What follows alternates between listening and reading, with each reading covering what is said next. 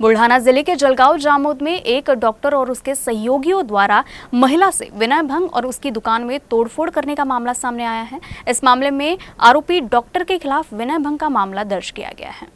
महिला के साथ मारपीट, अश्लील गाली गलौज, महिला की दुकान में तोड़फोड़ करने के मामले में बुल्ढाना जिले के जलगांव जामोद शहर में वानखेड़े अस्पताल के निदेशक डॉक्टर गोविंद वानखेड़े और उनके 2 अन्य सहयोगियों के खिलाफ जलगांव जामोद पुलिस स्टेशन में विभिन्न धाराओं के तहत मामला दर्ज किया गया है।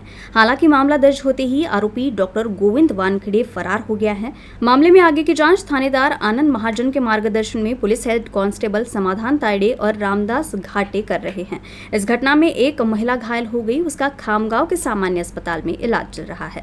काल जळगाव जामोद मध्ये प्रॉपर जळगाव जामोद शहरामध्ये डॉक्टर वानखेडे आणि श्री मिरगे दोन जवळच राहणाऱ्या मध्ये मित्रांमध्येच वाद झालेले आहेत। त्यावरून डॉक्टर वानखेडे यांच्या तक्रारीवरून गुन्हा नोंद आहे।